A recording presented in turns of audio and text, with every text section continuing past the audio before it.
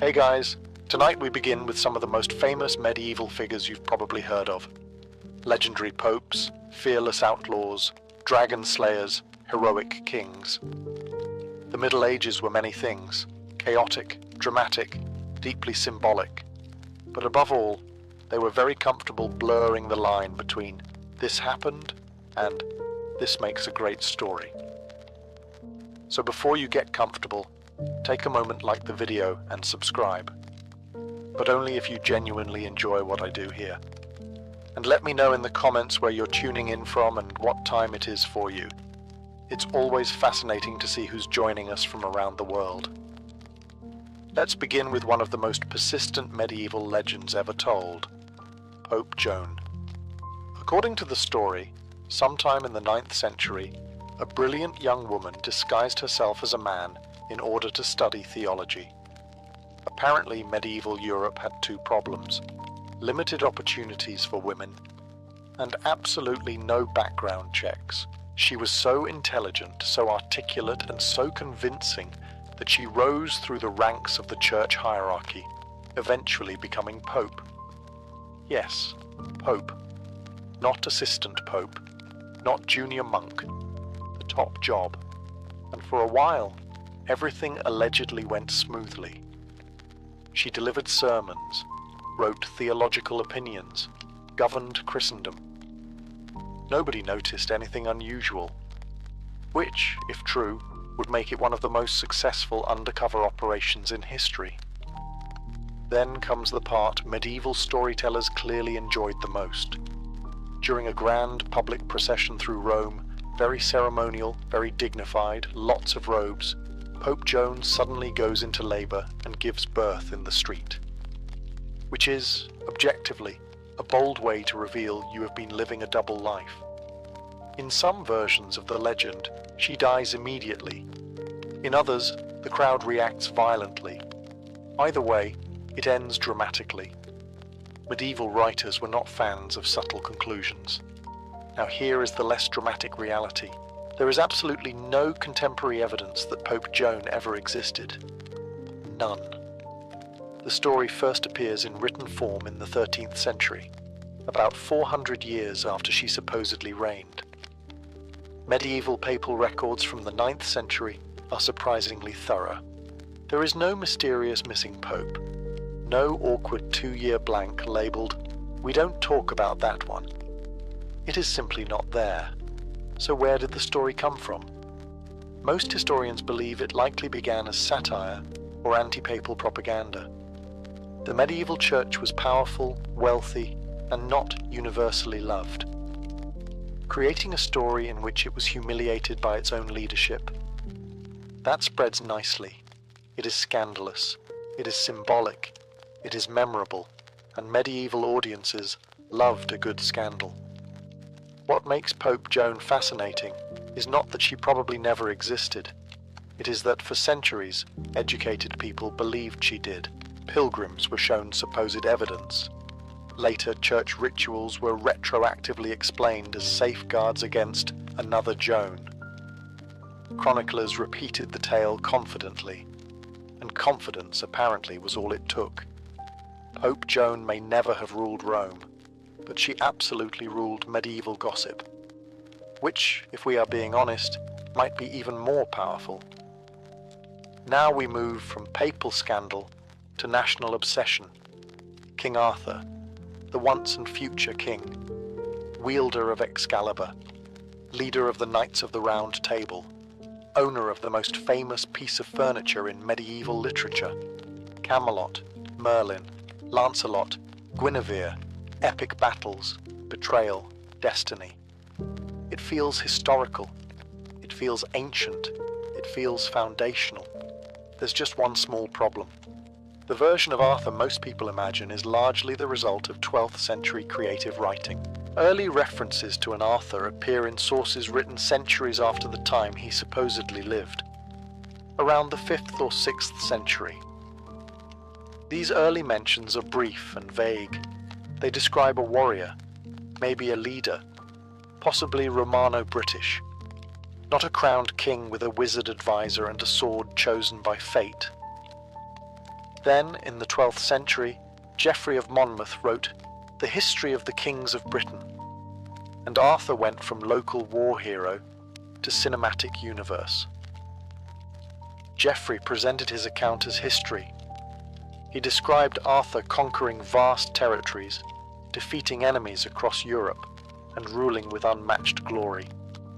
It was compelling, it was detailed, it was very popular.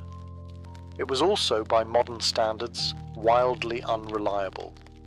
Later writers expanded the myth even further. French romances added chivalry, romance, mystical quests, and the Holy Grail. Suddenly, Arthur wasn't just a leader, he was the centerpiece of a moral universe. And once a story gets that big, it stops needing evidence. Historians today generally agree that if a historical Arthur existed at all, he was likely a minor post-Roman military leader whose story grew in the telling. But the Arthur we picture, the shining king of Camelot, that's literary evolution at work. And here's the fascinating part. Arthur may not have been historically real in the way people assume, but his myth shaped real politics, real identity, real nationalism. English and Welsh rulers referenced him. Tudor monarchs linked themselves to him. Entire generations believed he would return in Britain's darkest hour. That's impressive. To possibly not exist, and still become a cornerstone of cultural identity. Arthur may be historically blurry, but as a brand, flawless. Medieval writers did not just create a king. They created a legend so powerful that questioning it still feels slightly rebellious, which, honestly, is legendary behavior for someone who may never have lived. Now from kings of Camelot to kings of tax evasion. Robin Hood, the noble outlaw of Sherwood Forest, the man who robbed the rich and gave to the poor, the medieval embodiment of eat the elite, but with better archery skills. Green tights, longbow, loyal band of merry men, a corrupt sheriff, a romantic tension with Maid Marian. It feels historical. It feels grounded. It feels like someone you might accidentally run into if you get lost in the wrong forest.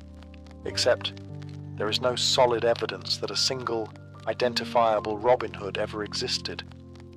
The earliest surviving ballads about him appear in the 15th century, centuries after the period he is supposed to have lived.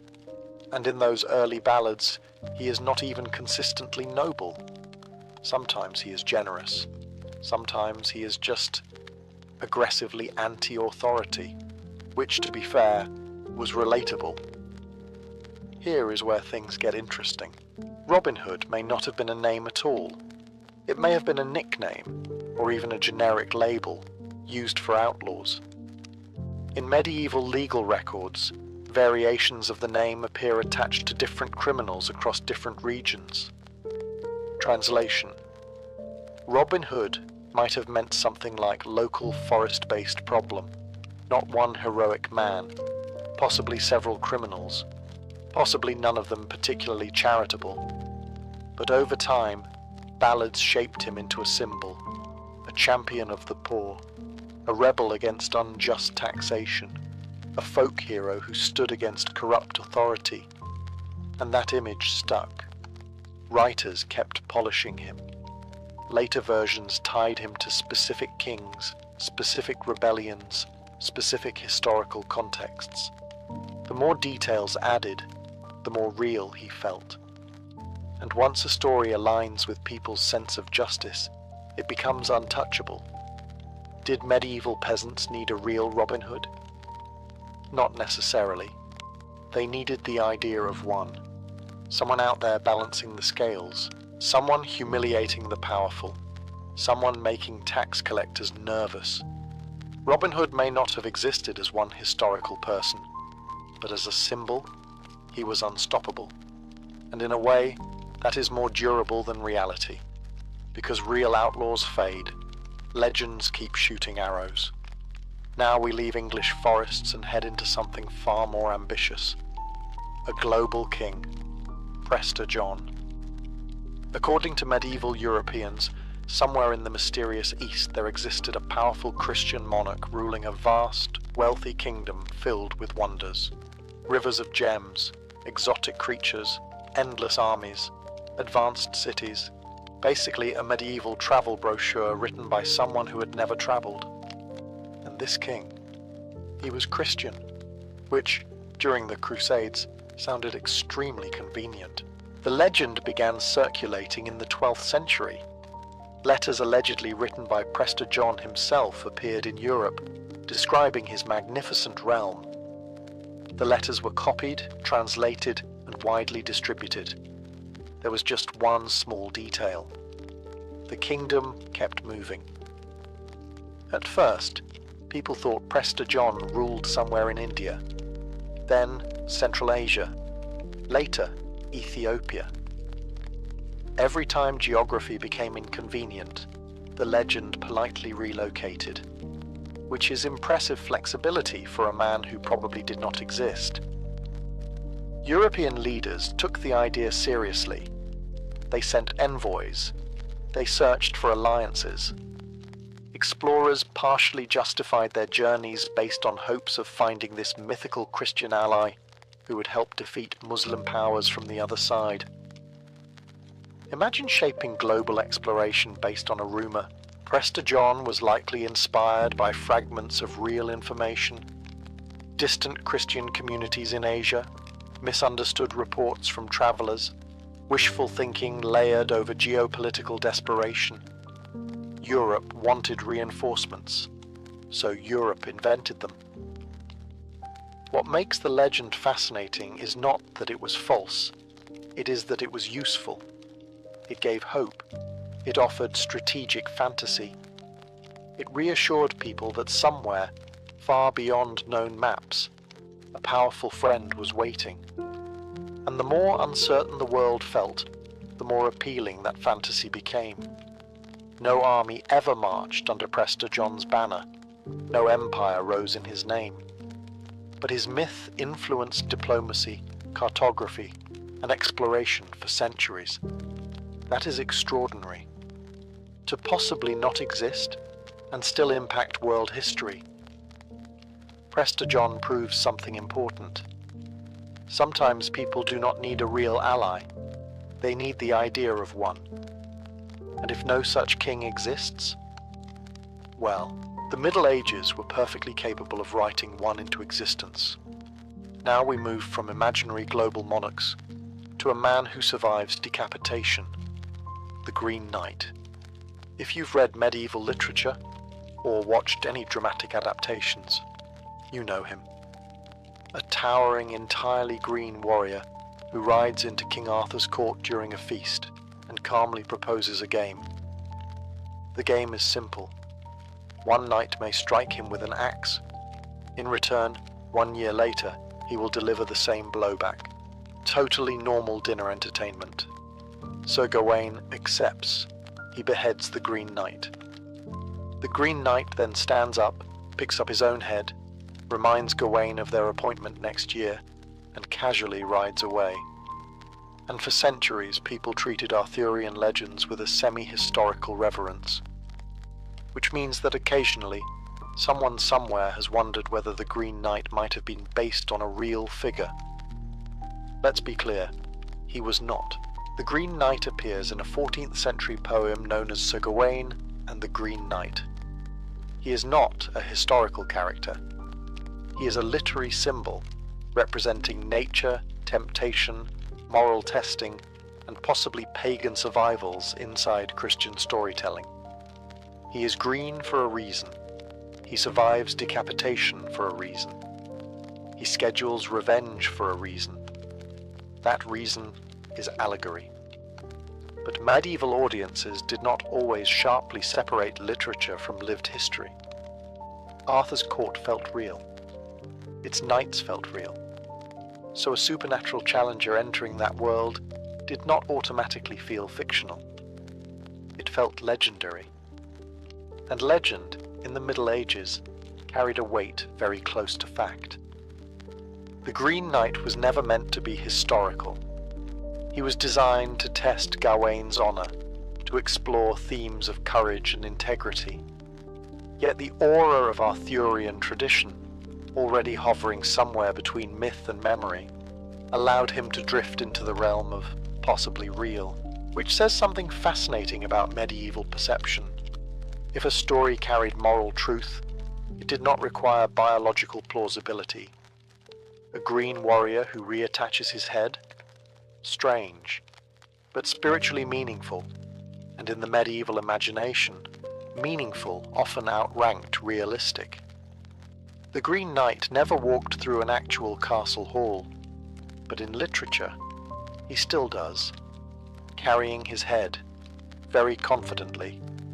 Now we arrive at a legend that proves medieval writers did not believe in modest numbers. Saint Ursula. According to the story, she was a British princess who, along with 11,000 virgin companions, embarked on a grand pilgrimage across Europe. Naturally. The group travelled by sea, encountered storms, changed directions dramatically, and eventually arrived in Cologne, where they were all martyred by invading forces. 11,000. Not 11. Not even 100. 11,000. Which raises a logistical question. Where exactly were they staying? What were they eating? How did medieval shipping coordinate a fleet capable of transporting an entire small city of pilgrims? Details were not the strong point of the legend. The earliest versions of the story are vague and relatively small in scale.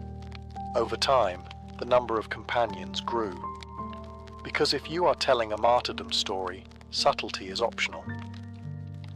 Historians believe the number may have originated from a misreading of a Latin inscription. Something like 11 virgins may have been interpreted as 11,000 virgins, which is a substantial copy-paste error. But once the larger number appeared, it stuck.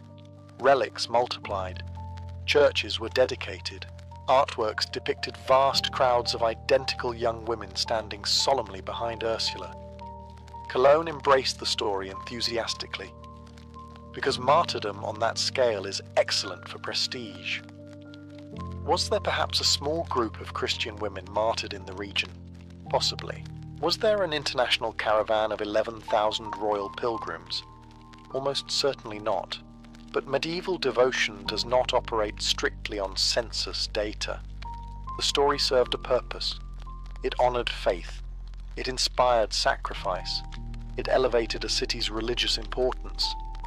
And once a legend becomes spiritually meaningful, arguing about headcount feels almost rude. Saint Ursula likely did not lead 11,000 companions across Europe, but in art and tradition, she still does, which tells us something important. In the Middle Ages, numerical accuracy was negotiable, symbolism was not. And if you are going to invent a pilgrimage story, you might as well make it ambitious, very ambitious. Now we leave saints and enter the realm of precision archery and questionable parenting. William Tell, the Swiss folk hero who refused to bow to a tyrannical governor's hat, because apparently medieval oppression sometimes took very symbolic forms, and was punished by being forced to shoot an apple off his son's head, which is either the ultimate act of bravery or the most unnecessary risk management decision in European folklore. According to the legend, Tell calmly prepared his crossbow, aimed, and split the apple cleanly in two.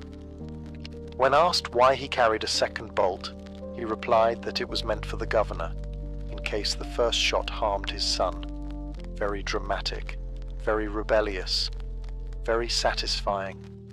There is just one issue. The earliest written accounts of William Tell appear in the late 15th century, centuries after the events he supposedly lived through. And even then, the story appears in ballads and chronicles blending folklore with patriotism. Worse for Tell's credibility, nearly identical stories exist in earlier Norse and Germanic legends. In one such tale, a hero is forced to shoot an apple off his child's head by a king. The parallels are not subtle. which suggests that William Tell may not have been a historical archer, but rather a recycled heroic template. But here is where it gets interesting. The legend of William Tell became foundational to Swiss national identity. He symbolized resistance against tyranny, courage under pressure, rural independence standing firm against centralized authority. Real or not, the story did work. Statues were built, plays were written. The myth strengthened political unity. Even modern Swiss symbolism still nods toward him.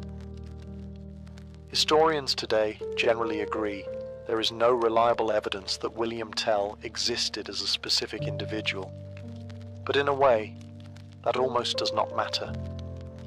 Because the story accomplished what it was designed to do. It gave people a hero, a clean moral narrative, oppression versus courage, authority versus independence, and that narrative was stronger than documentation. William Tell may not have stood in a Swiss village square aiming at fruit, but in the collective imagination. He never misses, which is impressive for someone who may never have picked up a crossbow at all. Now we move from heroic archers to a man with a flute and extremely strong negotiation skills, the Pied Piper of Hamelin.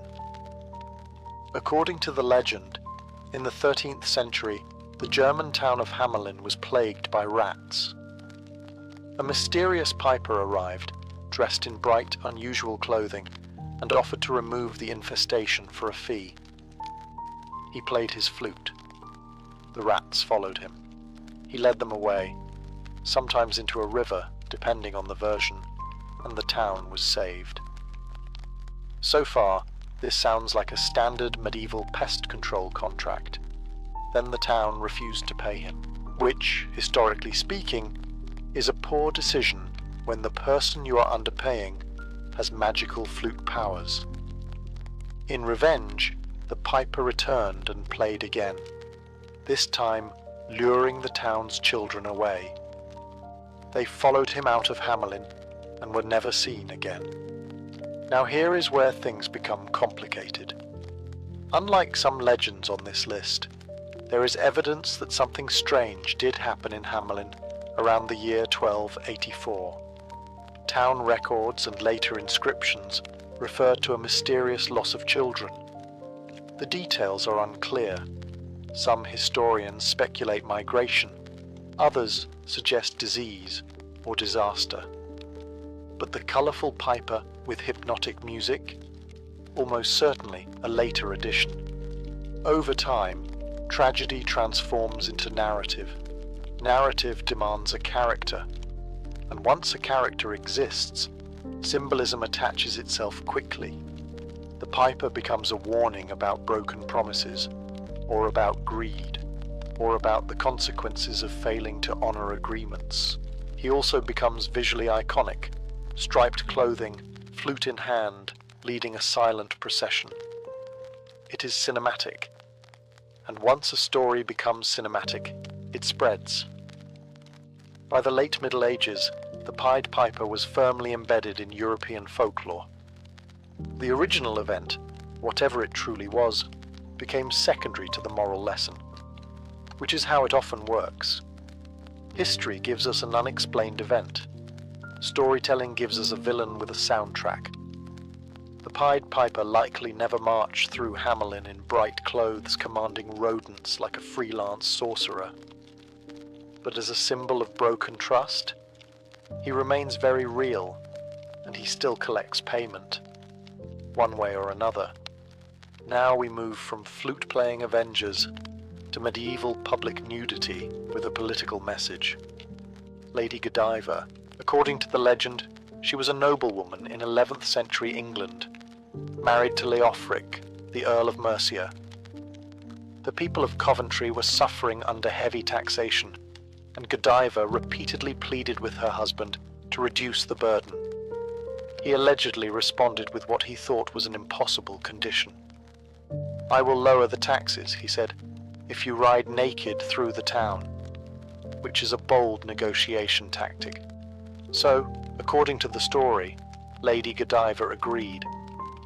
She rode through Coventry unclothed, while the townspeople respectfully stayed indoors and closed their shutters, except for one man who dared to peek.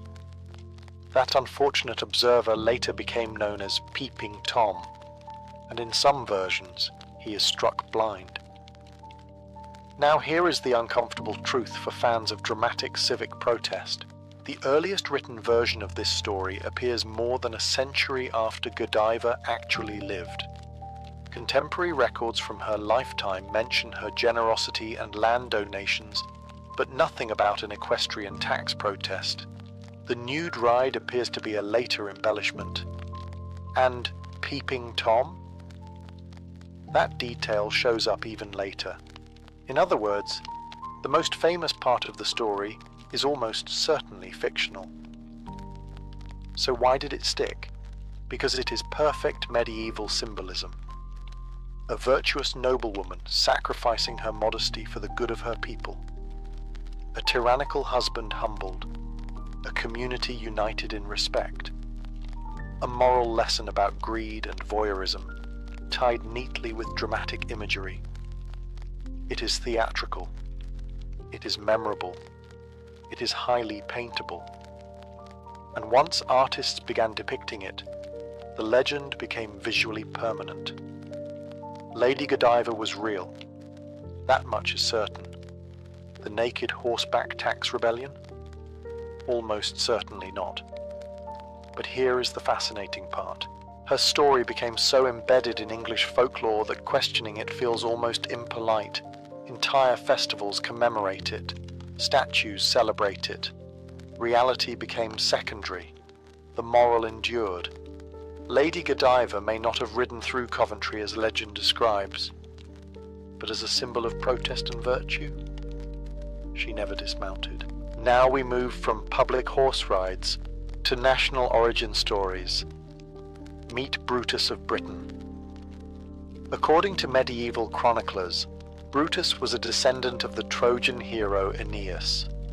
After accidentally killing his father, because medieval founding myths rarely begin calmly, he was exiled and eventually sailed to a distant island inhabited by giants. That island? Britain. Brutus defeated the giants, founded a kingdom, and gave the land its name. Very efficient branding. This story appears most prominently in the 12th century work of Geoffrey of Monmouth, the same writer who upgraded King Arthur into a legendary super king. Geoffrey presented Brutus as the original founder of Britain, tracing royal genealogies back to ancient Troy. Which sounds impressive.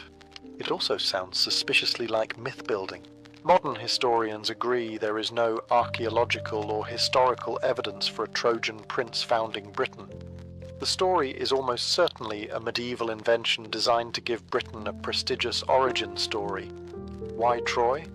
Because linking your nation to the ancient world, especially to epic heroes of classical legend, was politically useful.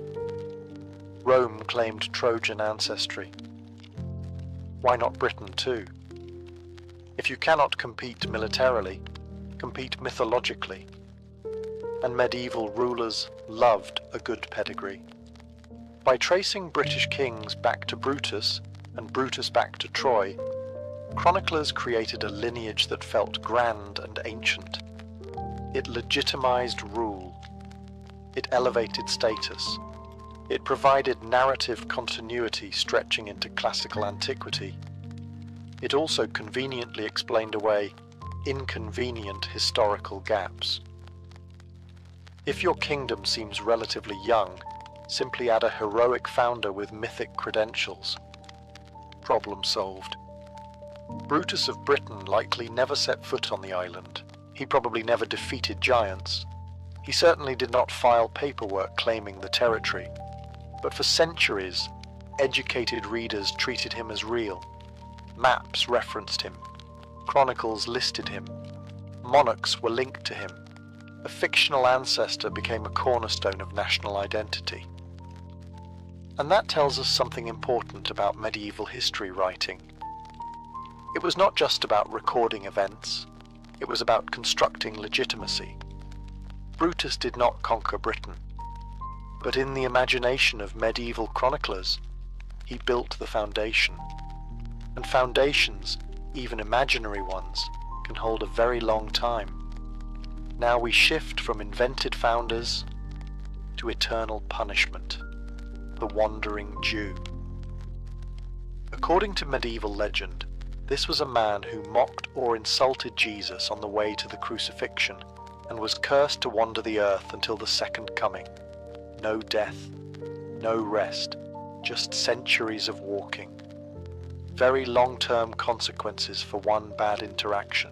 The story begins appearing in Europe in the 13th century. A mysterious man allegedly shows up in various cities, claiming to be the cursed wanderer. Chronicles record sightings. Sermons mention him. People swear they met him. Conveniently, he always seems to appear during times of crisis. Plagues, wars, social unrest. Strange how that works.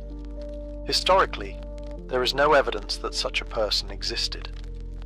The legend appears to have evolved from earlier Christian storytelling traditions, blending moral warning with apocalyptic imagination. But once the story circulated, it took on a life of its own. The wandering Jew became a symbol of unbelief, of exile, of divine judgment, and unfortunately, over time, the legend also became entangled with anti-Jewish stereotypes and persecution. What began as allegorical storytelling hardened into something darker. That is often how myths behave. They start as cautionary tales. They end up influencing real attitudes toward real people. The wandering Jew was never a historical individual roaming Europe for centuries, but the belief that he might exist shaped sermons, literature, and public imagination. He became a living reminder of divine justice, or divine threat, depending on perspective. And here is the unsettling part. People claimed to see him, over and over. Different names, different cities, always old, always tired, always cursed. When a story fits cultural fears, witnesses tend to appear. The wandering Jew never truly walked medieval streets, but he walked through medieval anxiety. He embodied guilt, judgment, and the idea that history itself carries consequences. And like many legends on this list, his power came not from physical existence, but from psychological resonance. He may not have been real, but the fear he represented certainly was. Now we move from eternal wanderers to heroic overachievement. Roland. If you have ever encountered medieval epic poetry, you have likely met him. A fearless knight serving Charlemagne, standing against overwhelming enemy forces at the Battle of Roncesvalles Pass. According to the Song of Roland, written in the 11th century, Roland commanded the rear guard of Charlemagne's army when it was ambushed by vast Muslim forces. Outnumbered and betrayed, he fought heroically. He refused to blow his horn to call for help, because pride, and battled until nearly everyone around him was dead. Finally, when he did blow the horn, he did so with such force that his temples burst. Yes, he effectively shouted himself to death. It is dramatic. It is epic. It is emotionally intense. It is also exaggerated. There was indeed a historical battle at Roncesvalles Pass in the year 778. Charlemagne's rear guard was attacked, but the attackers were not a massive Muslim army. They were Basque fighters, and the skirmish, while unfortunate, was not the cataclysmic clash described in the poem. Roland himself may have existed as a Frankish military officer, but the larger-than-life hero who single-handedly embodied Christian chivalry, that is poetic transformation at full power. Medieval poets did not simply record events. They upgraded them. A small ambush became a holy war. A fallen officer became the model of knightly virtue. a tactical loss became a glorious martyrdom. Why? Because stories need scale. Roland's refusal to call for help becomes a lesson about pride. His final horn blast becomes a symbol of tragic heroism. His death becomes sanctified. The historical truth may have been far less cinematic, but the cinematic version endured. For centuries, the Song of Roland shaped ideas about loyalty, faith, courage, and sacrifice. It became foundational to medieval identity. And once that happens, separating fact from poetry becomes almost irrelevant. Roland probably did not explode his own skull with a horn, but in literature, he still stands at the pass, defiant, outnumbered, and impossibly heroic, which proves something simple. History gives us events, epic poetry gives us legends, and legends are very difficult to downgrade. Now we step into something even more ambitious than a single fictional hero, an entire fictional group, the Nine Worthies.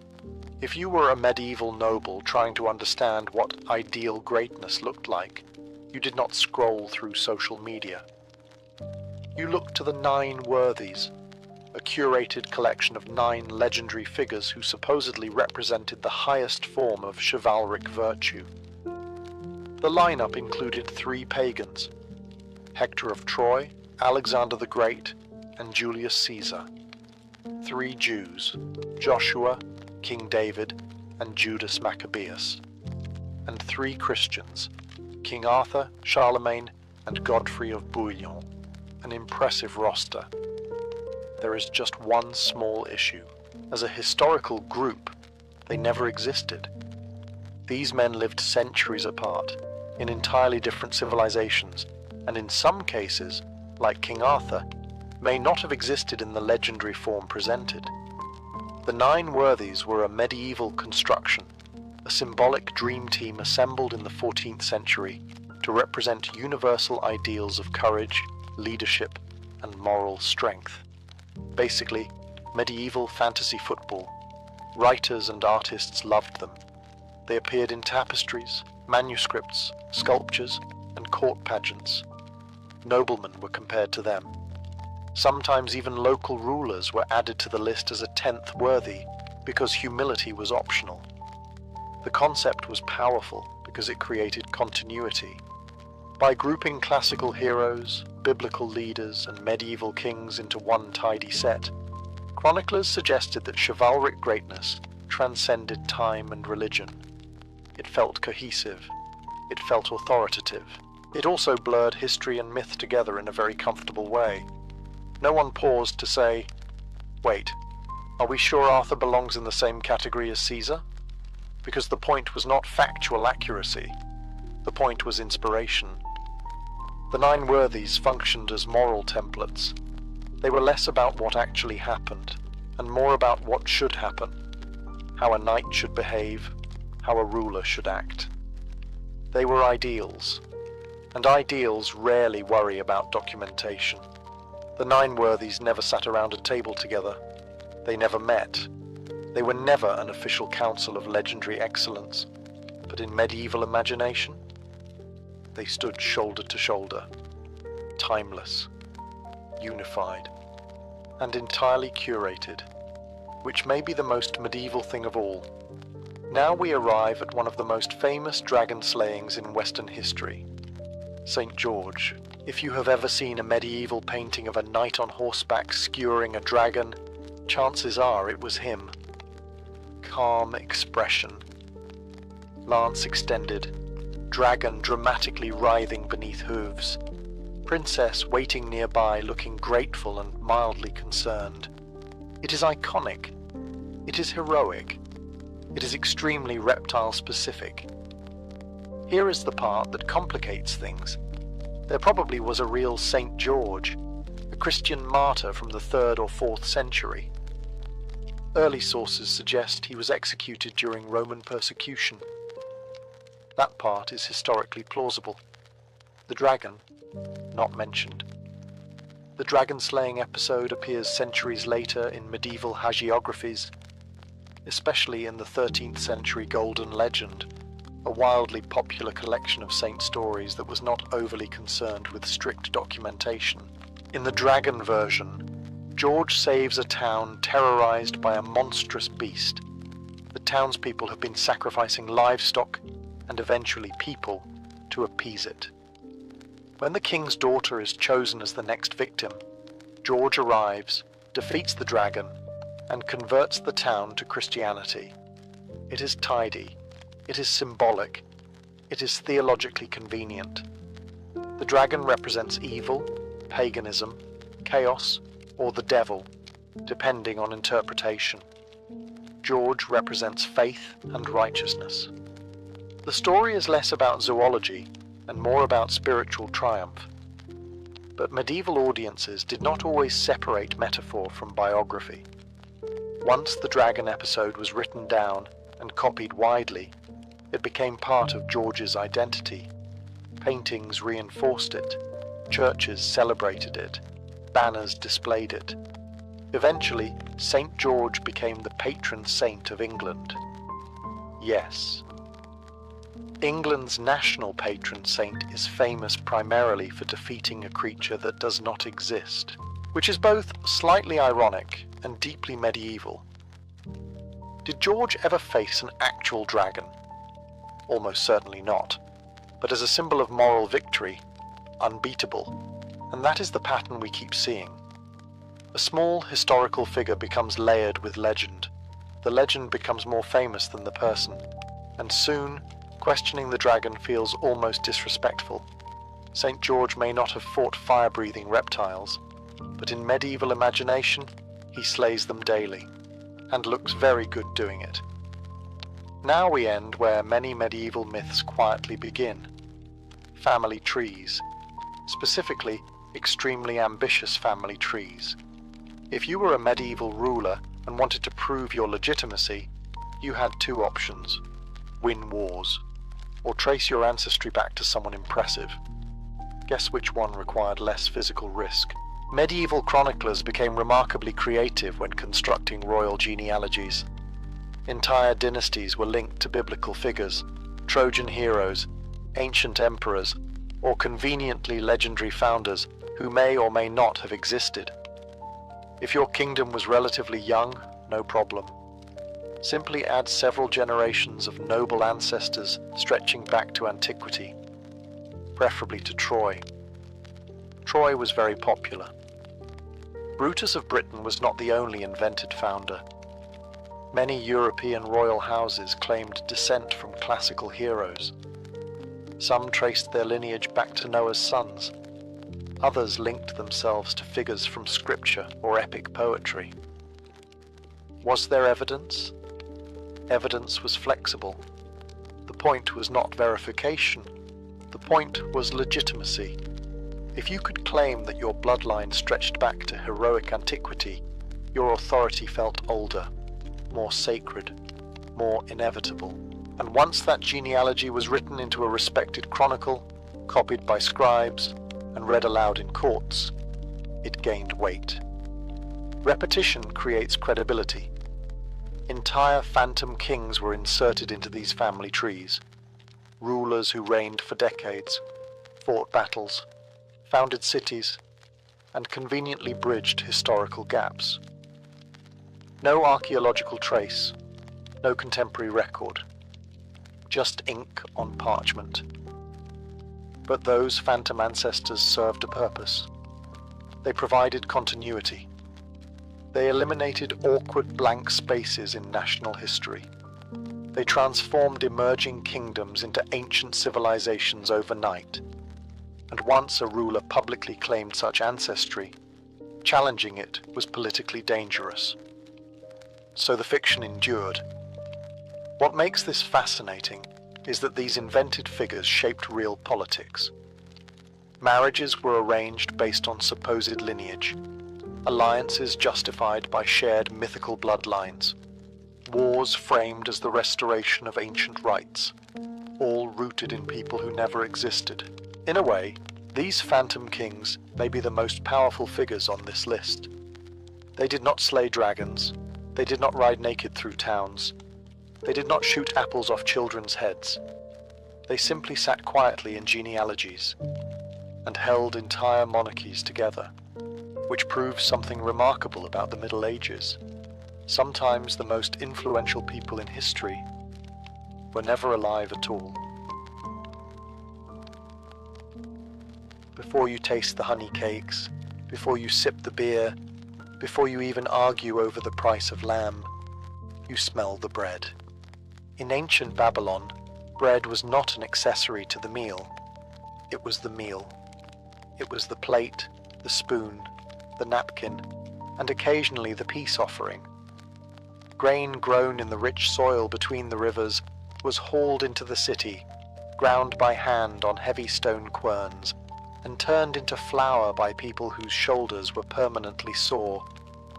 Convenience had not yet been invented. The dough was simple: crushed grain, water, sometimes a little salt. If you were lucky, a bit of sour starter saved from yesterday's batch. No fancy ingredients, no dramatic branding, just survival, needed daily. Then came the oven. The clay oven, round and squat, burned hot and furious. Bakers fed it reeds and wood until the interior walls radiated heat like the surface of the sun. A skilled baker would slap the flattened dough directly onto the inner wall. It stuck. It blistered. It baked in moments. If you hesitated, you burned your hand. If you misjudged the heat, you burned the bread. There were no timers, only instinct and scars. Markets gathered in the shadow of towering ziggurats, stepped temples that reminded everyone that the gods were watching. And beneath those sacred silhouettes, very human things happened. Children ran between stalls, merchants shouted, donkeys complained loudly about their career choices. And somewhere in the middle of it all, bread came out of the oven in steady rhythm. The smell drifted through the air, warm, nutty, slightly smoky. Customers would tear pieces off while it was still steaming, dipping it into oil, wrapping it around herbs, or using it to scoop up lentils and stewed vegetables. Bread was currency in its own way. Workers were paid in it. Families measured security in baskets of it. A bad harvest meant thin loaves and thinner patience. There was nothing glamorous about it. No decorative scoring, no artisanal storytelling. Just heat, grain, and hunger meeting in perfect agreement. Under the shadow of the ziggurat, bread rose and blistered, humble and essential. And from that simple foundation, the rest of Babylonian street food began. If bread was survival, dates were pleasure. Just beyond the bread ovens of Babylon, baskets of glossy brown dates sat piled high like edible treasure. They came from the endless groves that lined the Euphrates, where date palms thrived in the heat that made lesser plants surrender.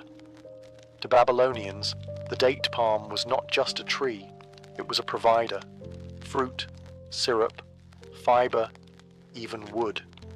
A botanical overachiever. Street vendors turned those sticky fruits into something dangerously addictive: date cakes. The process was simple but effective. Dates were pitted and crushed into a thick paste, their natural sugars doing most of the heavy lifting. The paste was mixed with ground barley or wheat flour, shaped into small rounds, and baked on hot stones or inside clay ovens. Sometimes sesame seeds were pressed into the surface. Sometimes chopped nuts found their way in. And if the gods were smiling on your wallet that day, the cakes were dipped in honey. Honey was luxury, not outrageously rare, but precious enough to make people pause before drizzling it. Bees were respected collaborators in the Babylonian food chain. Their work turned simple date cakes into something that felt suspiciously close to dessert. Picture the market scene. Under the looming steps of a ziggurat, vendors calling out their offerings, flies buzzing optimistically, and somewhere in the middle of it all, a tray of golden brown cakes glistening in the sun. Children stared at them. Labourers debated whether the sweetness justified the price. Priests, pretending indifference, bought them anyway. The first bite was dense and chewy. Sweet, but not refined sugar sweet. Earthy. Caramel-like. A slow sweetness that clung to your fingers. You did not eat a date cake delicately. You committed to it. These cakes were portable energy.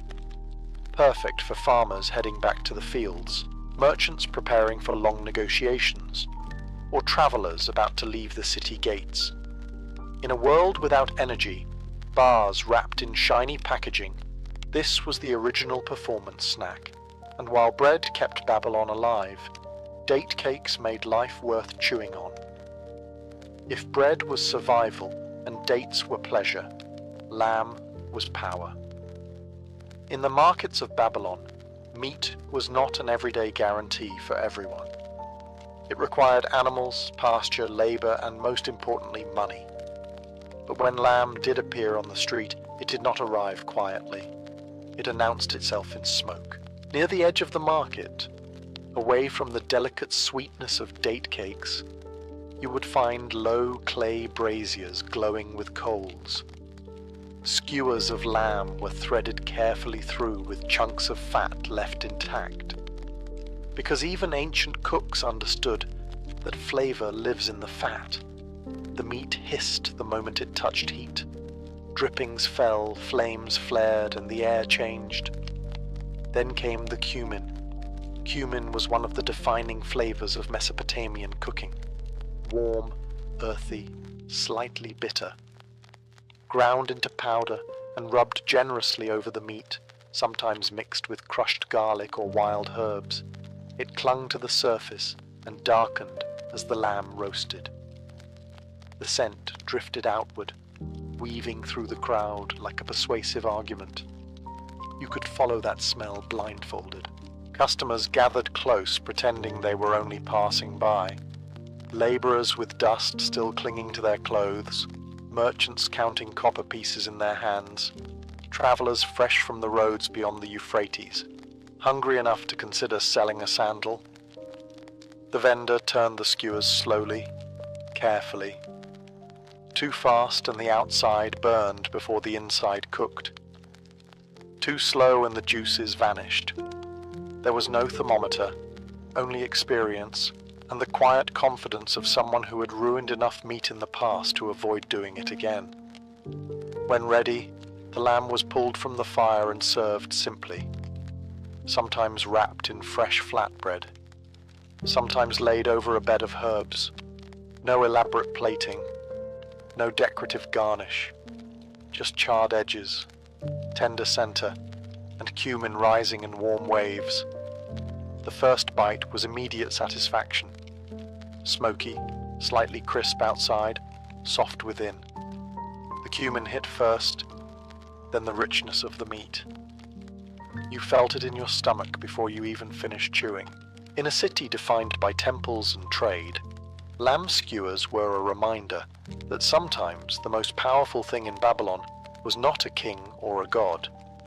It was fire, meat, and spice. If lamb was power, beer was democracy. In Babylon, beer was not a weekend indulgence. It was daily hydration, social glue, and occasionally safer than water drawn straight from the Euphrates. Children drank diluted versions. Labourers drank it thick and hearty. Even temple workers were not strangers to a cup or two. Civilization ran on barley and optimism. Babylonian beer was not the clear, golden liquid you imagine sliding elegantly into a glass. It was cloudy, dense, sometimes almost porridge-like, brewed from barley loaves that were partially baked, crumbled, soaked, and left to ferment. It carried bits of grain and sediment in every sip. You did not swirl it. You navigated it. Vendors sold beer from large clay jars positioned carefully in the shade of market stalls. The jars were wide-bellied, their surfaces cool to the touch despite the heat. The beer inside fermented naturally, quietly bubbling with microscopic determination. When a customer approached, the vendor dipped a clay cup into the jar or poured carefully from a spouted vessel. No polished metal, no decorative handle, just earth holding earth. Some wealthier drinkers used long straws to avoid the floating grain debris. Practical, slightly elegant. Also a quiet admission that chewing your drink was not always desirable. The taste was sour-sweet, mildly bitter, with a grainy backbone. It refreshed, but it also filled. After a long morning hauling stone, shaping bricks, or arguing over prices in the market, beer was both reward and refueling station. And it was social. Men gathered near the stalls, discussing trade, gossiping about officials, debating crop yields, or complaining about taxes. Laughter rose easily. Disputes were settled. New ones were born. Beer softened edges, but did not erase ambition. Even under the shadow of towering ziggurats, where priests conducted rituals and kings proclaimed decrees, everyday life pulsed around clay cups filled with fermented barley. Gods might have shaped destiny, but barley shaped afternoons. In a world of scorching sun and hard labor, beer was steady comfort. Not glamorous, not refined, but reliable. In Babylon, if bread built the body and lamb fed pride, beer carried the conversation forward, one cloudy, satisfying sip at a time. If beer fueled the conversation, fish fed the river's gift back to the city. The Euphrates was not just scenery for Babylon. It was lifeline, highway, irrigation system, and pantry. At dawn, fishermen pushed narrow boats into the current, casting woven nets into the slow-moving water. By midday, the market would smell faintly of scales and smoke. Fish arrived glistening, silver and bronze under the sun. Some were small and plentiful. Others were thick-bodied and heavy, requiring both hands and a confident grip. Vendors cleaned them quickly on low wooden tables, scraping scales with practiced flicks of a blade. The sound was sharp and rhythmic. Scrape, turn, scrape again. Unlike lamb, fish did not demand luxury spices. It demanded speed. Near the edge of the market, braziers burned low and steady. Whole fish were skewered or laid across simple grates over open flame, sometimes stuffed with herbs, sometimes rubbed with salt and crushed coriander, occasionally brushed with date syrup for a faint caramelized glaze that clung to the skin as it blistered. The skin tightened first, then it crackled. The smell was clean and smoky, drifting through the air in lighter waves than the heavy cumin of lamb. People gathered, drawn not by spectacle, but by familiarity. Fish was more accessible than meat, less status, more sustenance. The vendor watched closely. Too much heat and the flesh dried into disappointment. Too little and it remained soft, almost hesitant. Timing mattered. A skilled hand knew exactly when to flip, when to pull, when to serve. Served hot, the skin crisped under your fingers. Beneath it, the flesh flaked apart in tender layers. Mild, slightly sweet, carrying the subtle taste of river and smoke.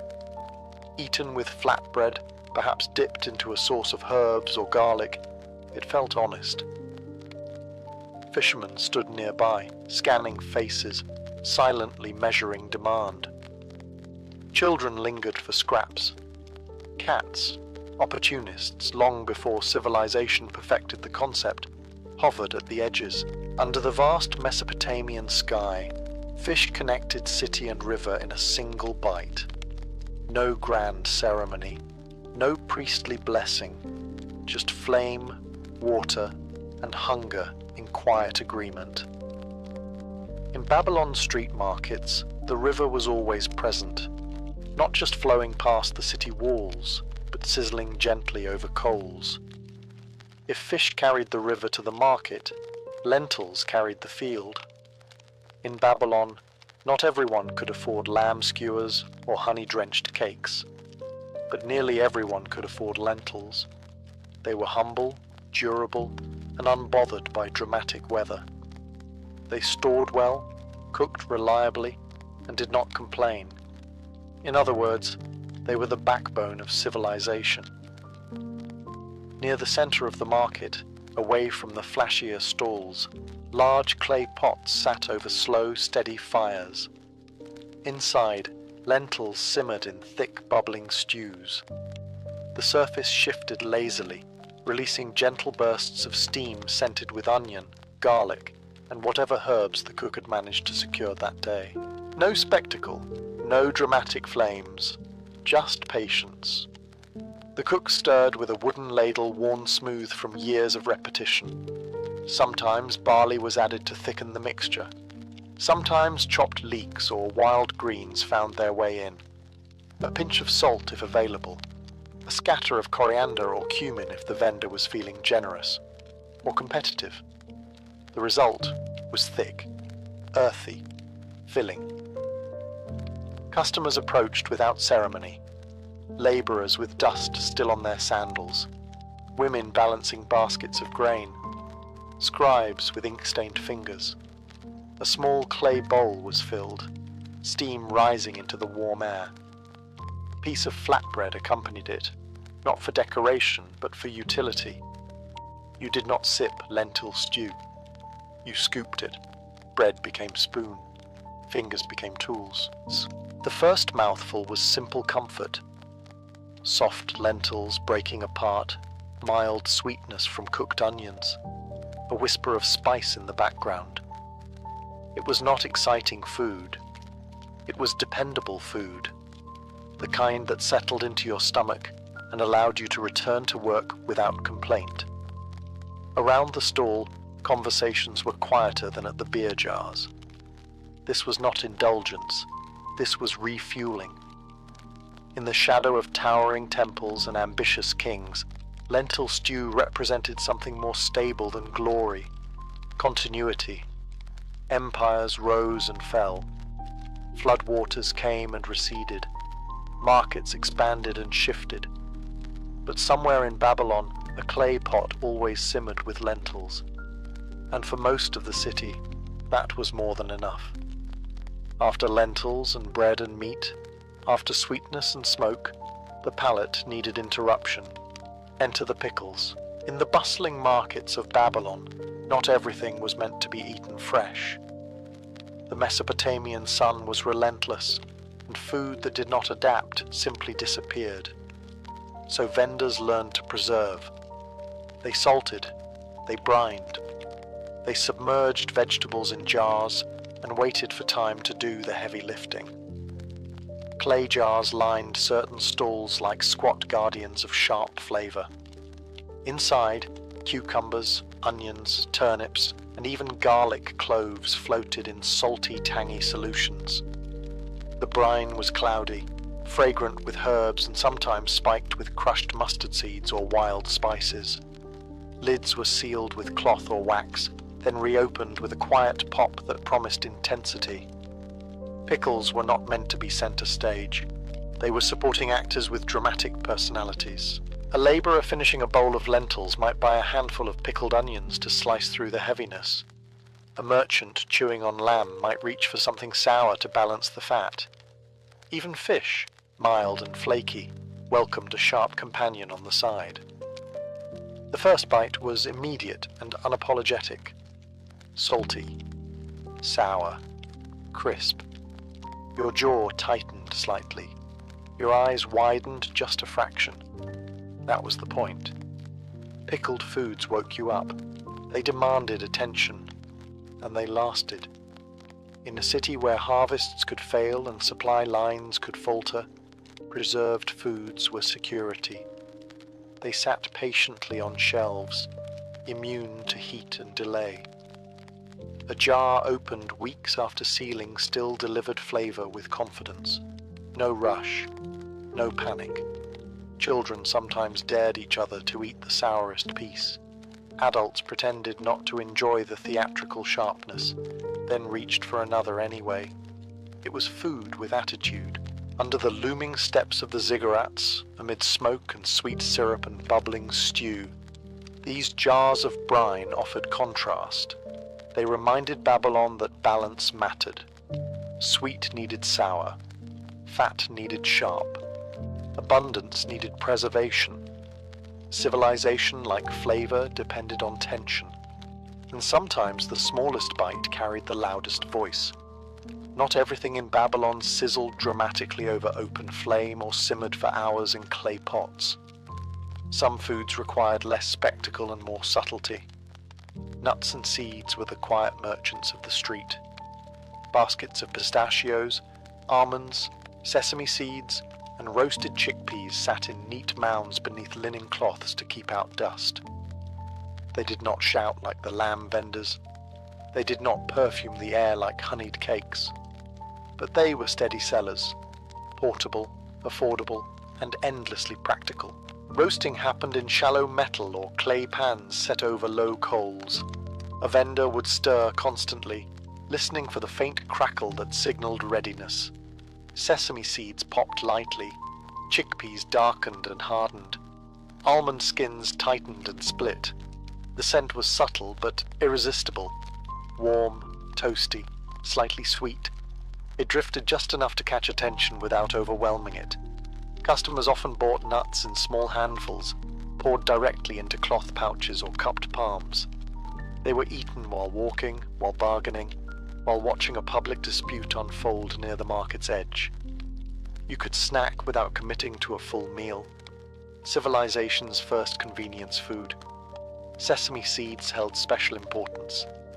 Crushed into paste or sprinkled over bread, they added richness and texture. The thin sesame spread brushed over warm flatbread created a nutty gloss that clung to the tongue. Simple ingredients, carefully handled. Roasted chickpeas were different, firm, almost crunchy. They demanded effort from your teeth but rewarded persistence. Protein without extravagance, strength without showmanship. Nuts also traveled well. Merchants heading beyond the city gates along the routes that followed the Euphrates packed them for long journeys. Light, durable, resistant to spoilage, a snack that respected distance. Children hovered near these stalls, hoping for a stray almond. Elders chewed slowly, savoring the rhythm of it. Roasted seeds cracked between molars like small punctuation marks in the day. In a market filled with smoke, syrup, and simmering stew, nuts and seeds offered texture, literal and cultural. They were proof that street food did not need grandeur to endure. Sometimes all you needed was heat, patience, and a handful of something roasted to perfection. By late afternoon, the market of Babylon changed its rhythm. The harsh edge of noon softened. Smoke from braziers thinned into blue threads. Clay ovens cooled. The great ziggurat cast a longer shadow, stretching across stalls of bread, fish, lentils, nuts, and honeyed cakes like a silent supervisor reviewing the day's work. Street food in Babylon was never just about eating. It was choreography. Vendors called out final offers. Fresh bread. Last skewers. Sweet dates. Voices overlapped in a practiced symphony of urgency. Buyers weighed copper pieces in their hands, calculating dinner. Children tugged at sleeves, lobbying for one more sweet cake before sunset. Near the beer jars, conversations grew slower, heavier. Clay cups clinked gently. A final dip of the ladle. The sediment at the bottom was thicker now, proof that the day had been generous. The fish sellers packed away their remaining catch, salting what had not sold. The lentil pot, scraped low, revealed its clay bottom in widening circles. A vendor brushed sesame seeds back into a basket with careful hands. Nothing wasted. And above it all, the stepped silhouette of the temple loomed, a reminder that the gods had their own appetites. Offerings had been made earlier in the day. Bread, beer, perhaps even lamb. Divine and human consumption mirrored each other. One for survival, one for favour. As the sun dropped closer to the horizon, families gathered what they had purchased. Flatbread tucked under arms, bundles of herbs tied with twine, a small jar of pickled onions swinging lightly from a cord.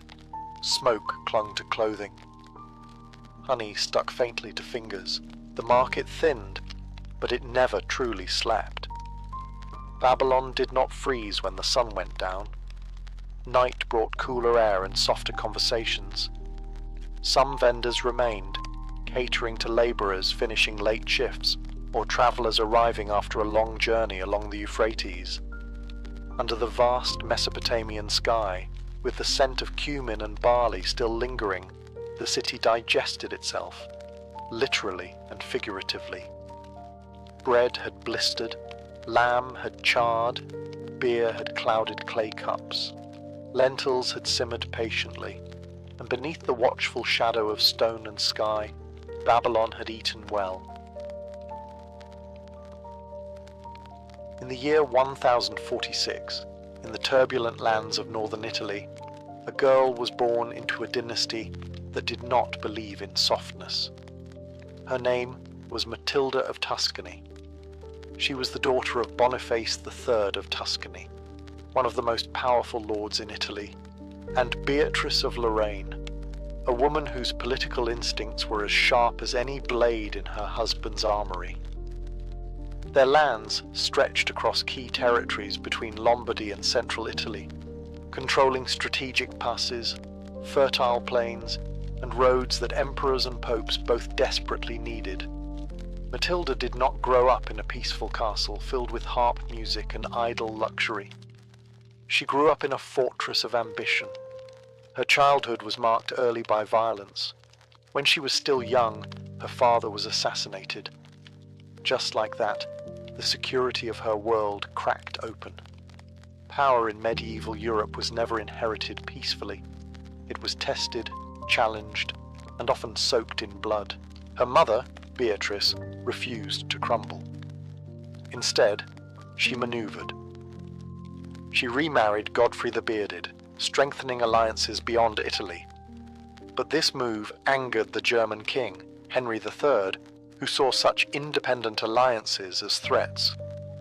Beatrice was imprisoned. Matilda, still a child, was swept into the storm of imperial politics before she was old enough to fully understand it. Most medieval girls were trained for marriage. Matilda was trained for survival. She received an education rare for women of her time. She learned Latin, theology, governance, and the mechanics of land management. She listened to bishops debate doctrine. She watched knights negotiate loyalty. She absorbed everything. This was not accidental. Her mother understood something crucial. Their territories were too important to leave to weak hands. By the time Matilda entered adolescence, she had already witnessed assassination, imprisonment, political tension with the empire, and the fragile dance between crown and church. Childhood, for her, was short. The world she inherited was divided between two towering forces, the Holy Roman Emperor and the papacy. And soon, this young noblewoman would stand between them, not as a bystander, but as a decisive force in one of the greatest power struggles of medieval Europe. If Matilda's childhood taught her anything, it was this. Power in medieval Europe did not rest quietly. It clashed. By the time Matilda of Tuscany reached adulthood, the political atmosphere was electric. The struggle between the Holy Roman Emperor and the papacy was no longer a distant tension. It was an open confrontation. At the center of the storm stood Pope Gregory VII and Henry IV. The issue? Investiture. The right to appoint bishops. On the surface, it sounded technical, but in reality, it was explosive. Bishops controlled vast lands and wealth, Whoever appointed them controlled influence. For generations, emperors had claimed that right. Gregory VII disagreed. He declared that only the Church could appoint its own leaders. No king, no emperor, no secular ruler had the authority to place a ring on a bishop's finger. Henry IV did not take kindly to being told what he could not do. The conflict escalated quickly. Letters turned hostile. Accusations of corruption flew across Europe. Eventually, Gregory excommunicated Henry. That single act was devastating. An excommunicated ruler was cut off spiritually. His subjects were no longer bound to obey him. His legitimacy crumbled overnight. And this is where Matilda stepped forward. Her territories in northern Italy were strategically positioned between Germany and Rome. Armies moving south toward the papacy had to pass through her lands. Castles, fortresses, mountain passes, she controlled them. Matilda sided firmly with the Pope. This was not a symbolic gesture. It was a calculated political alignment. By backing Gregory, she placed herself directly against Henry IV, one of the most powerful men in Europe. Many nobles hesitated during this crisis. They weighed risk and reward carefully. Matilda did not hesitate. She offered military support, refuge, and loyalty to the papal cause. Her castles became safe havens. Her soldiers became part of the Church's defensive strength. Europe watched closely. A woman commanding troops and openly defying the emperor was not common. It was extraordinary. The struggle between crown and mitre was no longer abstract theology. It had become territorial, personal, and militarized. And at its center stood Matilda, not as a passive noblewoman, but as a strategic pillar in the fight that would reshape Christendom. The conflict between Pope and Emperor reached its dramatic peak in the winter of 1077, and the stage was set at Canossa, one of Matilda of Tuscany's most formidable castles. Snow covered the Apennine hills. The wind cut through armor and bone alike. Inside the fortress walls stood Pope Gregory VII under Matilda's protection. Outside, approaching in desperation, was Henry IV, excommunicated, politically isolated, and facing rebellion at home. Excommunication had shaken his rule. German princes were already restless. If he did not reconcile with the Church, he risked losing his throne entirely. So he made a decision that stunned Europe. He came to Canossa to seek forgiveness. The image has echoed through centuries. The Holy Roman Emperor standing barefoot in the snow, dressed in penitential robes, waiting outside the castle gates for 3 days. Whether every detail unfolded exactly as later chroniclers described is debated, but the symbolism was undeniable. An emperor humbling himself before the Pope. And behind those walls stood Matilda. She was not merely an observer, she acted as mediator. Gregory trusted her. Henry needed her cooperation to even reach the Pope. Without her, there was no safe audience, no negotiation. Inside the castle, discussions were tense. Gregory feared appearing weak. Henry feared returning home without absolution. Matilda balanced both worlds. Loyalty to the papacy, but also an understanding of political reality.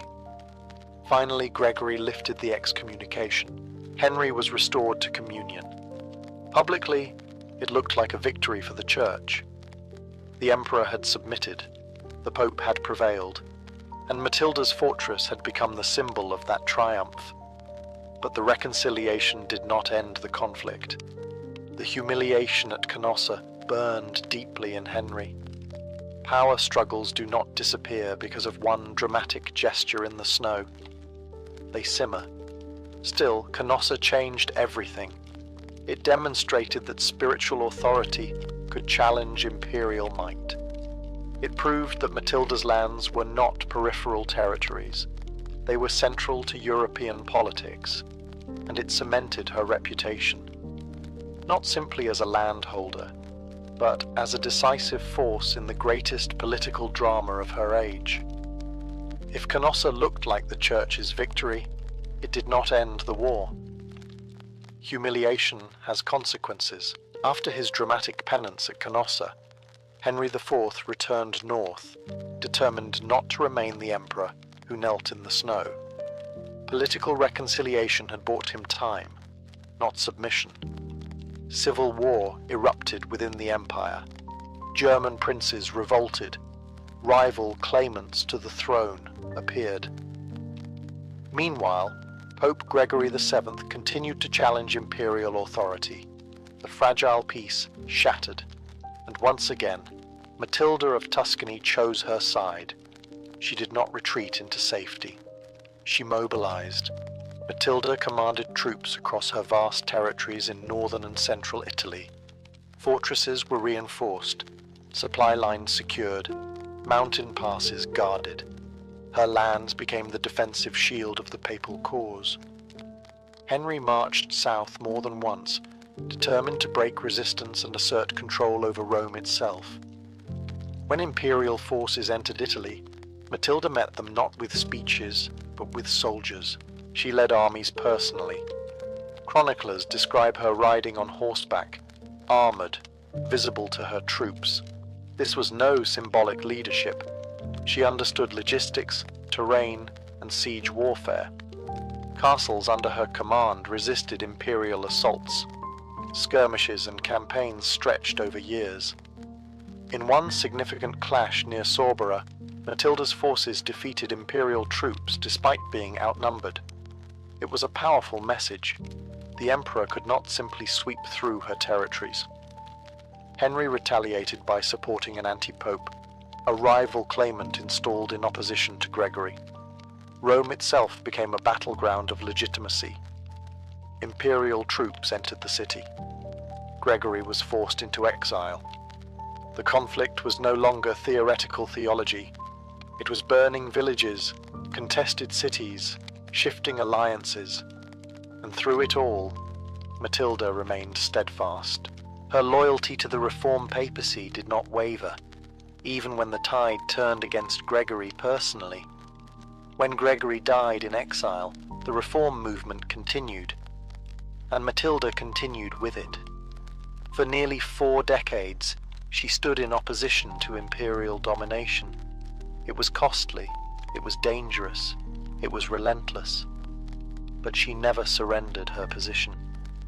In an age when most women were married off to secure alliances, Matilda commanded fortresses, faced emperors, and reshaped the political map of Italy. The war did not make her a legend. Her endurance did.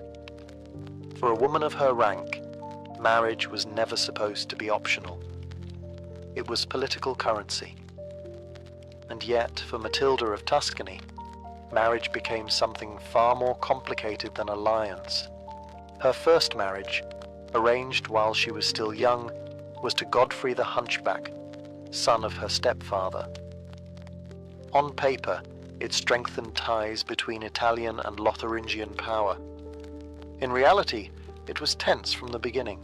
Godfrey supported imperial authority.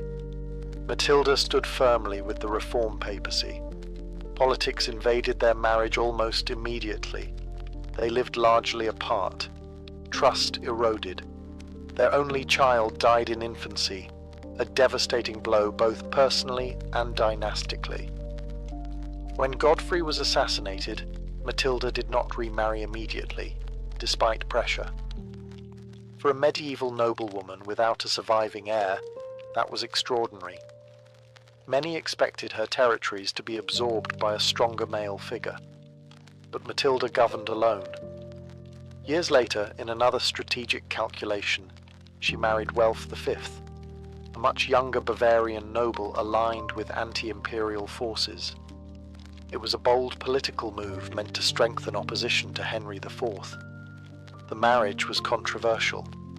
The age difference raised eyebrows. The political motives were obvious. And once again, it did not last. They separated without producing an heir. By medieval standards, this was almost unthinkable. 2 high-profile marriages, no surviving children. And yet, Matilda's power did not dissolve, because her authority did not come from her husbands. It came from her control of land, fortresses, and loyalty networks carefully built over decades. She managed estates personally. She issued charters. She oversaw legal matters. She commanded troops when necessary. In a world where female rule was often viewed as temporary or conditional, Matilda created something different: sustained independent governance. She did not rule as someone's wife. She ruled as Matilda. And that distinction mattered. Her marriages were strategic tools, not defining cages. When alliances failed or outlived their usefulness, she remained. While emperors struggled with rebellions and popes battled legitimacy crises, Matilda maintained her grip on Tuscany and beyond. In doing so, she quietly redefined what medieval female authority could look like: not ornamental, not accidental, but deliberate, enduring, and unmistakably sovereign. If marriage never defined Matilda, war certainly did. By the early 12th century, the struggle between empire and papacy had not disappeared. It had simply evolved. Henry IV was aging, weakened by rebellion and internal conflict. Eventually, even his own son turned against him. But the imperial challenge did not die with one ruler. His successor, Henry V, inherited not only the crown, but the unresolved tension between throne and altar. And once again, Matilda of Tuscany found herself at the center of it. Rome became the focal point. Imperial armies advanced south with renewed confidence, determined to secure coronation and assert control over papal elections. The city that symbolized spiritual authority became a chessboard of competing loyalties. Matilda, though no longer young, remained active. Her territories were still the strategic bridge between German imperial forces and Rome. Every march south required negotiation or confrontation with her. In one campaign, Henry V moved aggressively into Italy, forcing a tense standoff. Unlike his father's dramatic humiliation at Canossa, Henry V preferred calculated pressure. He detained the Pope, negotiated from strength, and attempted to force concessions. Matilda responded not recklessly, but carefully. She reinforced strongholds, protected communication routes, and maintained alliances with reform-minded clergy. She understood that outright confrontation could devastate her lands, but passive submission would erase decades of resistance. This phase of the conflict was less theatrical than Canossa, but more intricate. Diplomacy intertwined with military maneuvering. Temporary agreements were signed and broken. Promises were made under duress. Rome itself saw violence. Crowds rioted. Factions clashed. Papal authority wavered under imperial presence. And through it all, Matilda's position remained crucial. She was not simply a supporter of reform. She was its territorial backbone. Without her lands, the papacy's independence in Italy would have been far more fragile. Even in later years, when physical campaigning grew harder, her political influence endured. Bishops, abbots, and nobles sought her support. Her name still carried weight. Rome burned with tension, but Tuscany held firm. Matilda had spent a lifetime navigating between sword and crozier, empire and church. Now, as a new emperor tested her resolve, she proved that age had not softened her. It had refined her. By the time Matilda of Tuscany entered the final years of her life, she had already done what few medieval rulers ever achieved. She had survived. She had outlasted Henry IV. She had negotiated with Henry V. She had seen popes rise, fall, and rise again. But survival was not enough for Matilda. She wanted permanence, and so she made one of the most controversial decisions of her life. Matilda formally donated the bulk of her vast territories to the papacy. This act, often referred to as the donation of Matilda, was not a spontaneous gesture of piety. It was calculated. Her lands stretched across much of northern and central Italy, key routes, fortified cities, agricultural wealth. By transferring them to the Church, she aimed to secure papal independence from imperial encroachment. It was a strategic masterstroke, but it was also explosive. The Holy Roman Emperor did not accept the donation as legitimate. From the imperial perspective, Matilda held many of her lands as fiefs granted under imperial authority. They were not hers to give away freely. In imperial eyes, the donation threatened to carve out a semi-independent papal state in the heart of Italy. And that is exactly what it did. The legal status of her lands would be disputed for decades after her death. Negotiations, treaties, and compromises would follow. The tension between empire and papacy, already fierce, gained new fuel. But Matilda's intention was clear. She believed in the reform papacy. She believed that the Church should not be subordinate to imperial will. By binding her territories to Rome, she strengthened the territorial foundation that would eventually evolve into the papal states. Few medieval women, few medieval rulers, period, reshaped political geography so directly. The decision was bold, almost defiant. She had no surviving heir to inherit her lands. Instead of allowing imperial absorption or noble fragmentation, she redirected the future of her territories toward the papacy. It was her final strategic move. Not on a battlefield, not in a castle courtyard, but on parchment, where ink could sometimes prove as powerful as steel. In the summer of 1115, after decades of war, negotiation, and relentless political maneuvering, Matilda of Tuscany died. She was nearly 70, an extraordinary age for someone who had lived through sieges, betrayals, imperial invasions, and the constant stress of high medieval politics. Many of her contemporaries had fallen to disease, assassination, or battlefield wounds. Matilda endured.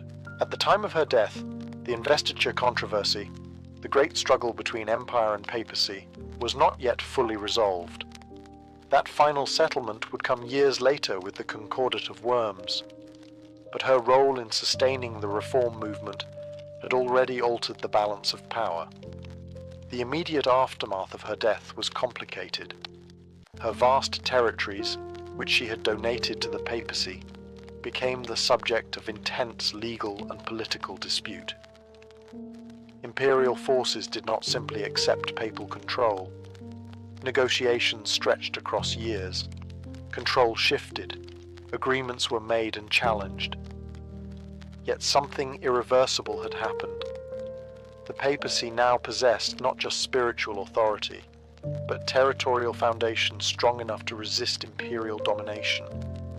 Matilda's lands became a core piece of what would later solidify as the Papal States. Her decision shaped centuries of Italian and European politics. But her legacy was not only territorial. She had demonstrated that a woman could command armies, manage estates, negotiate with emperors, and shape the destiny of Christendom, not as a temporary placeholder, but as a sustained ruler in her own right. Chroniclers remembered her as devout, formidable, unwavering. Some admired her courage. Others criticized her defiance of imperial authority. Few ignored her.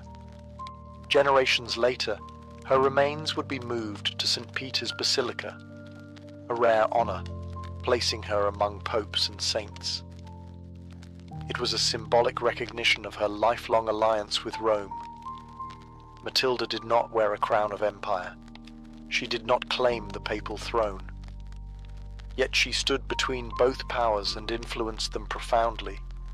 In a century defined by towering male figures, emperors, reforming popes, rebellious princes, she carved out authority through endurance, conviction, and strategic intelligence. She did not simply witness history. She shaped it. When historians speak of the investiture controversy, they often focus on two towering figures, Pope Gregory VII and Henry IV, Pope and Emperor, crozier and crown.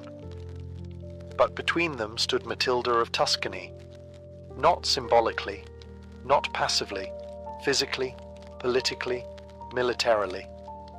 Her castles hosted popes, her roads blocked emperors, her armies fought imperial forces, her wealth financed reform. Her signatures altered the map of Italy.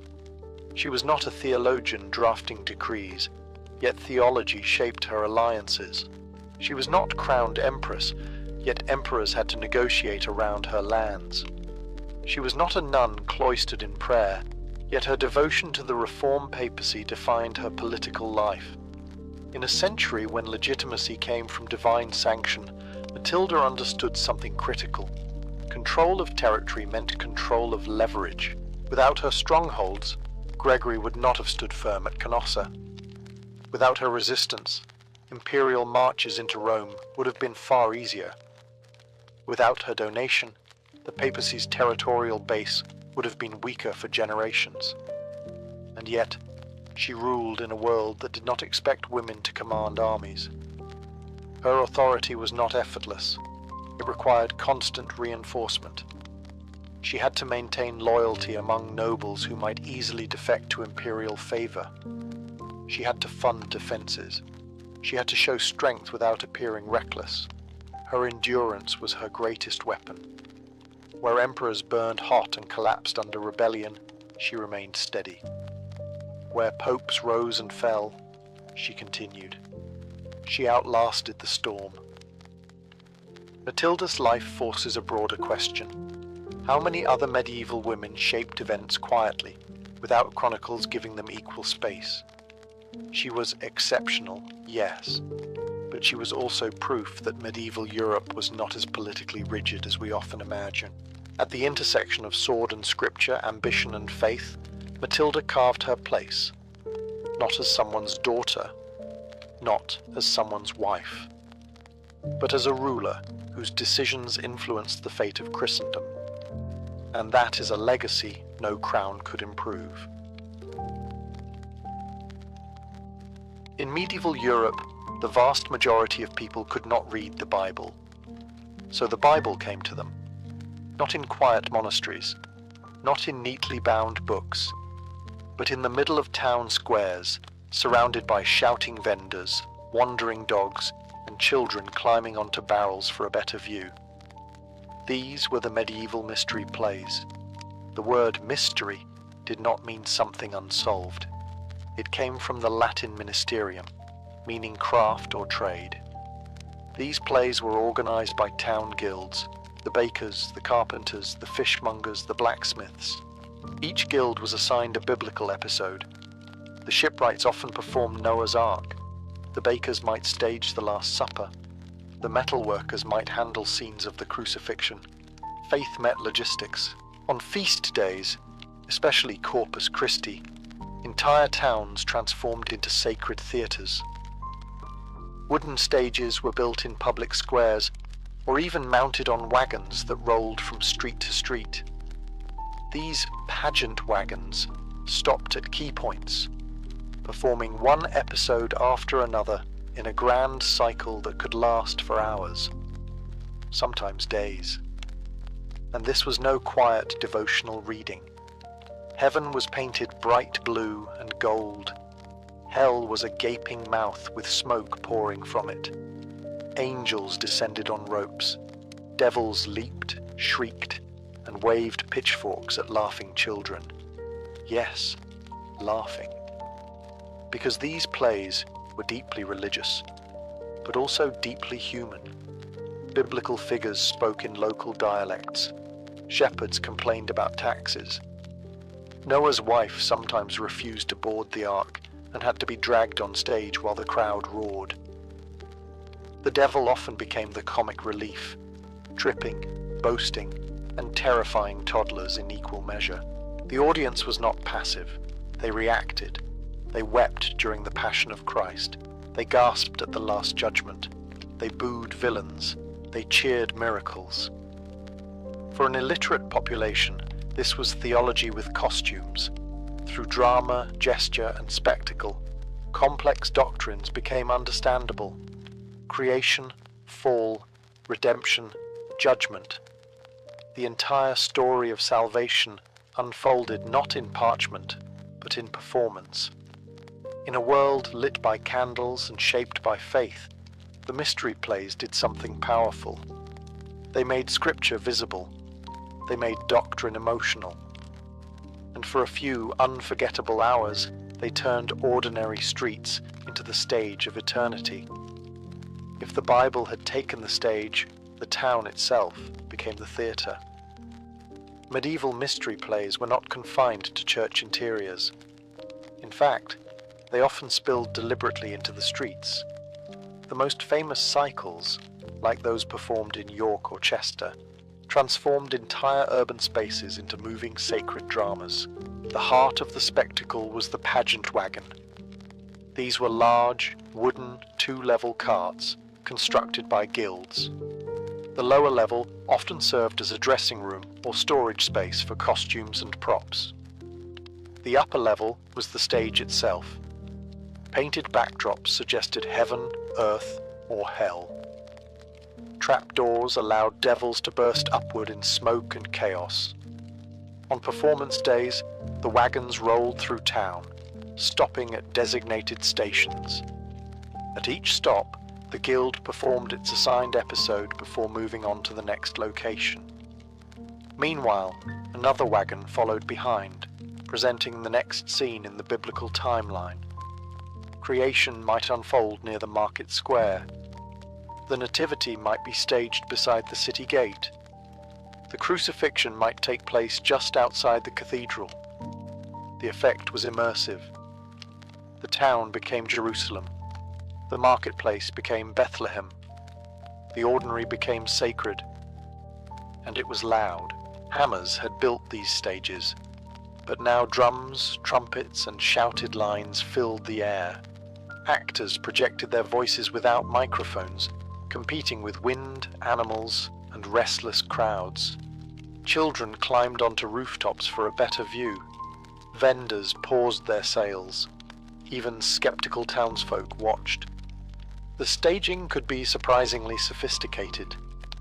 Heaven was sometimes depicted as an elevated platform draped in blue and gold fabric, with angels in white robes. Hell was famously portrayed as a monstrous mouth, the Hell Mouth, complete with smoke, fire effects, and grotesque demons dragging the damned inside. The audience did not simply observe, they felt involved. When Christ carried the cross, the crowd fell silent. When Judas betrayed him, murmurs rippled outward. When devils capered across the stage, laughter broke the tension. These plays were not distant theology lectures. They were communal experiences. For one day, the invisible became visible, the distant became local, and sacred history walked, quite literally, through the streets. If you expect medieval religion to be solemn at all times, the mystery plays would surprise you. Yes, they dramatized creation, the fall, the nativity, the passion, and the Last Judgment. Yes, they were rooted deeply in Christian doctrine, but they were also full of noise, exaggeration, and laughter, especially when the devils appeared. In towns like York, the devil was not always a silent embodiment of cosmic evil. He was loud, he was boastful, he tripped over props, he mocked humans and sometimes mocked himself. He waved pitchforks and scampered across the stage, occasionally terrifying children and delighting them at the same time. Actors playing devils often wore grotesque masks, horns, tails, and padded costumes to make them larger than life. Their movements were exaggerated. Their voices boomed. Smoke poured from the hellmouth as they dragged souls inside with theatrical enthusiasm. The crowd loved it. Comedy served a purpose. In a society where most people labored hard and faced harsh realities, humor made heavy theology bearable. The fall of Lucifer could be terrifying, but if Lucifer also stumbled while exiting the stage, the audience could laugh before returning to the lesson. Even biblical characters were sometimes portrayed with surprising earthiness. Shepherds grumbled about cold nights and aching backs before the angelic announcement of Christ's birth. Noah's wife famously resisted boarding the ark in several versions of the play, scolding her husband and drawing laughter before reluctantly climbing aboard. To modern audiences, this mixture of sacred and comedic might seem strange, but for medieval viewers, it felt natural. Faith was not sterile, it was lived. By inserting humor, the playwrights made stories relatable. Adam and Eve argued. Roman soldiers bantered during the crucifixion. Minor characters complained about work, taxes, or neighbors. These were recognizable human reactions inside sacred narratives. The laughter did not diminish the message. If anything, it sharpened it. Because when the mood shifted, when Christ suffered, when judgment was pronounced, when heaven and hell separated the saved from the damned, the emotional impact was stronger. Comedy opened the door. Drama delivered the weight. And in those crowded squares, medieval townspeople experienced a full spectrum of feeling: fear, joy, sorrow, awe, all within a single performance. The mystery plays were not quiet meditations. They were emotional storms dressed in costume and fire. If the actors gave the mystery plays life, the craftsmen gave them spectacle. In cities like Chester and York, guild members did far more than memorize lines. They engineered heaven. They constructed hell. They turned timber, cloth, rope, and paint into visions of eternity. Heaven was usually elevated. A raised platform, draped in blue or gold fabric, represented divine space. Painted stars glittered against wooden backdrops. Angels descended using rope systems that required careful coordination and strong arms hidden behind the scenes. When an actor portraying God spoke, he often did so from above, physically reinforcing spiritual hierarchy. Hell, by contrast, was loud and theatrical. The infamous Hellmouth became one of the most iconic images of medieval drama. It was literally constructed as a monstrous mouth, jaws open wide, painted with fangs and fiery colors. Smoke effects were created using burning materials beneath or behind the stage. Sparks and noise heightened the illusion. Devils emerged from it shrieking, dragging the damned into its gaping throat. For audiences who had never seen special effects beyond torchlight, this was overwhelming. But the production demanded serious craftsmanship. Carpenters built sturdy wagon platforms capable of holding multiple actors. Blacksmiths forged chains and props. Tailors stitched elaborate robes for angels and Roman soldiers. Painters crafted backdrops that suggested cosmic drama within limited space. Each guild took pride in its assigned scene. The shipwrights might carefully construct Noah's Ark, ensuring it looked convincing enough to carry both actors and livestock props. The bakers staging the Last Supper might replicate bread and table settings with meticulous attention. This was devotion expressed through skill. Participation in a mystery play was not merely entertainment. It was an offering of labor to God. Guild members rehearsed for weeks. Scripts were memorized. Timing was coordinated between moving wagons. Mistakes could disrupt an entire cycle. And yet, the imperfections were part of the charm. Ropes tangled, costumes slipped, smoke sometimes overwhelmed actors instead of frightening the audience. But these human flaws made the divine drama strangely intimate. Heaven and hell were not abstract theological concepts. They were built from wood and sweat, and when the wagons rolled into the square and the crowd gathered, medieval townspeople saw something unforgettable. Eternity, constructed by their own neighbours. Behind every mystery play stood not just actors, but entire guilds staking their reputation on performance. In medieval cities like York, the annual play cycles were civic events as much as religious ones. Each trade guild was responsible for producing a specific episode of the biblical narrative, and this was not assigned randomly. The shipwrights traditionally performed Noah's Ark. The bakers staged the Last Supper. The butchers might handle the crucifixion. The logic was symbolic, sometimes ironic, sometimes practical. But it was always public, and that public element mattered. A guild's performance reflected its discipline, wealth, and organizational strength. A poorly staged scene suggested disorder. A magnificent one signaled prestige.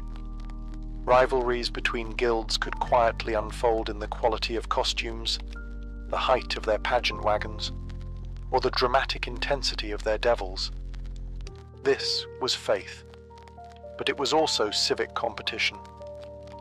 Guilds funded their own productions. They purchased fabric, constructed sets, hired musicians, and sometimes even paid for professional scribes to maintain scripts. Participation required resources. That meant the plays displayed not only religious devotion, but economic power, and the entire town watched. Municipal authorities often regulated performance schedules carefully. The play cycles followed a strict order, beginning with creation and culminating in the Last Judgment. The entire arc of salvation history unfolded through cooperation between trades that, on ordinary days, competed in the marketplace. For one festival, rivalry transformed into collaboration. The audience saw more than scripture. They saw their community embodied. The carpenter playing Joseph might be the same man who repaired your roof. The angel descending from heaven might be the apprentice who delivered bread to your home. The devil leaping from the hellmouth could be the blacksmith you argued with over a horseshoe last month. Sacred drama blurred with civic identity. Participation also reinforced hierarchy. Wealthier guilds could afford grander effects. Smaller trades sometimes struggled to meet expectations. Yet all were bound into the same sacred narrative. The mystery plays were not just religious theatre. They were public declarations of belonging. To act was to affirm your place in the town's moral and economic order. And for one charged, noisy, unforgettable day, commerce and salvation walked hand in hand through the streets. For all the laughter, smoke, and comic devils, the mystery plays were not light entertainment. At their heart lay something far more serious: judgment. The cycle almost always ended with the Last Judgment. After creation, the flood, the nativity, the passion, and the resurrection, the story moved toward its final and most unsettling scene. Christ returned not as a suffering figure, but as a judge. In cities such as York, this final pageant could be overwhelming. Heaven was staged high above. Christ sat enthroned, radiant and authoritative. Angels flanked him. Trumpets sounded to summon the dead from their graves.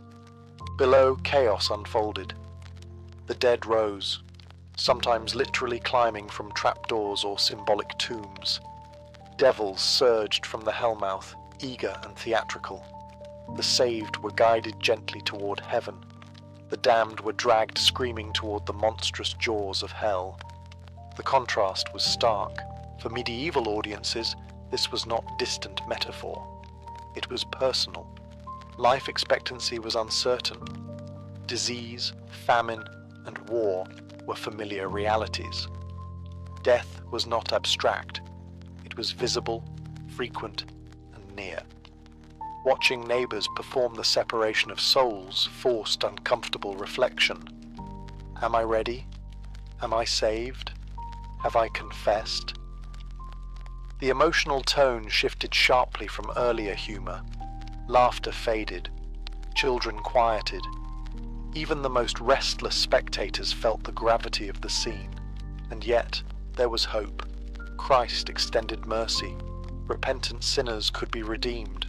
The Virgin and saints sometimes interceded.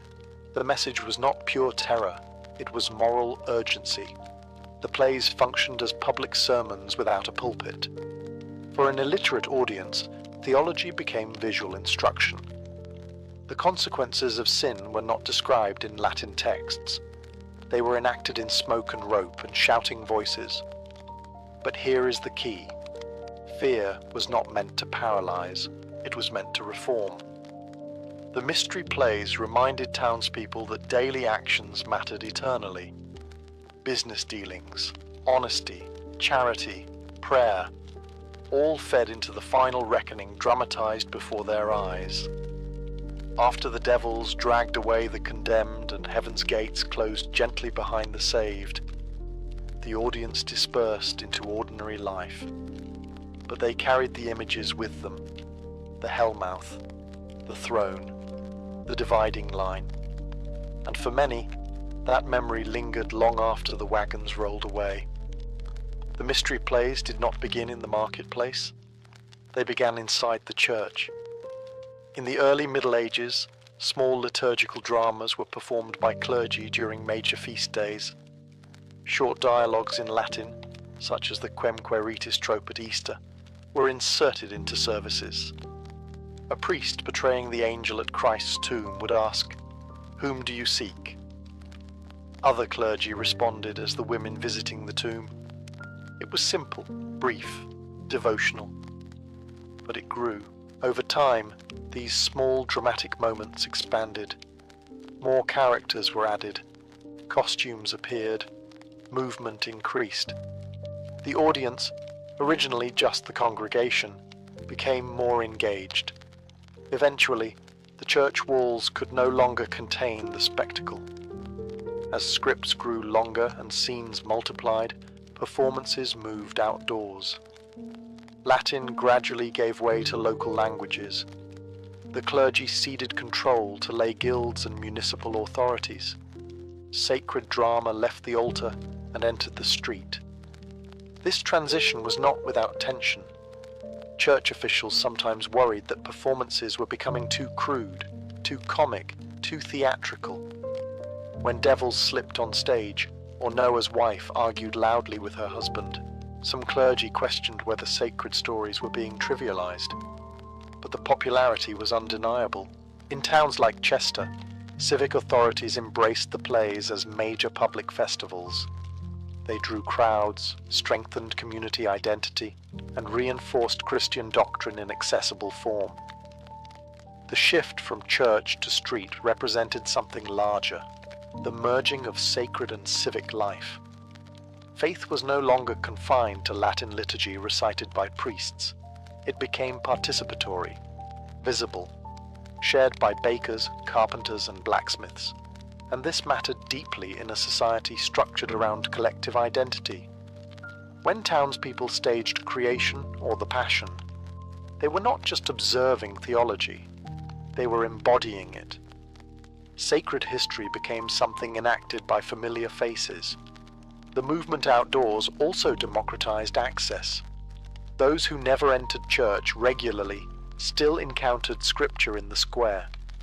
Travelers passing through town witnessed salvation history unfolding between market stalls.